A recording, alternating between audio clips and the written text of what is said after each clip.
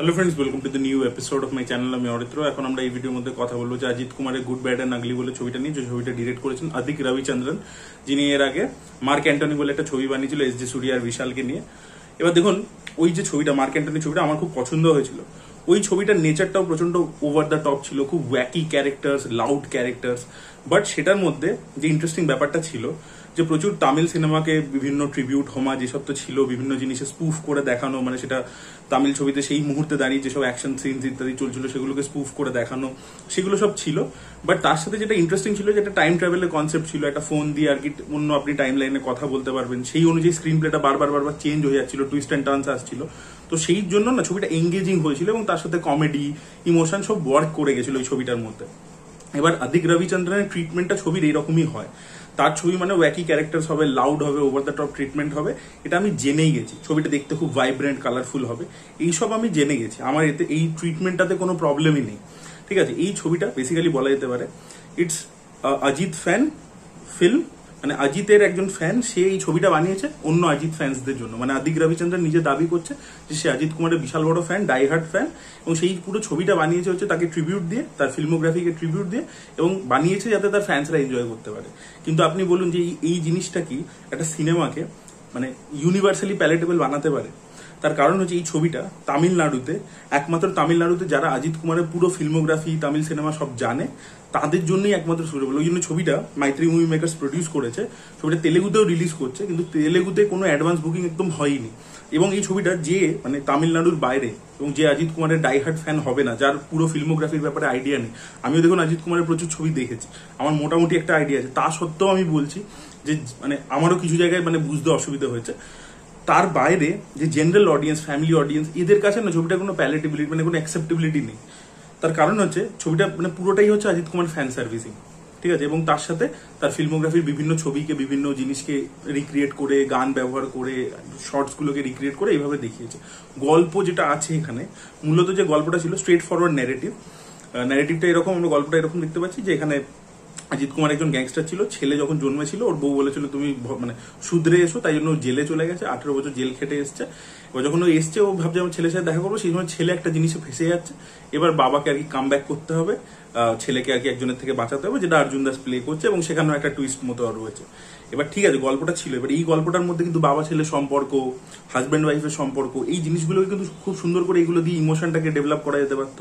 কিন্তু সেইটা মানে ডিরেক্টর জাস্ট কোনো প্রাধান্যই দেয়নি, মানে প্রাধান্য দেয়নি। মার্ক অ্যান্টনিতে কিন্তু একটা সার্টেন লেভেল অফ ইমোশন ছিল, এখানে কিন্তু কিছুই নেই। মানে একেবারে ওটা পুরো হয়ে গেছে।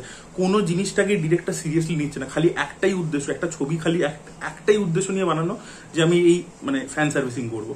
এবার এই হোমাজের বাইরে গিয়েও তো এই গল্পটাও তো ওয়ার্ক করতে হবে, তার স্ক্রিন প্লেটা তো ওয়ার্ক করতে হবে। মার্ক অ্যান্টনির স্ক্রিন প্লেটা যেরকম এঙ্গেজিং ছিল, ইন্টারেস্টিং ছিল, এখানে সেটা হয় না। সেকেন্ড হাফে ছবিটা পুরোপুরি যা খুশি তাই হচ্ছে আর কি, সেরকম একটা দিকে চলে যায়। এবং যে যত সাপোর্টিং অ্যাক্টরস নিজে, জ্যাকি শ্রফ থেকে যোগী বাবু থেকে, প্রত্যেকে আন্ডার ইউটিলাইজ, কারোর কোনো ফাংশনই নেই অ্যাকচুয়ালি, কিছু করার মতোই নেই।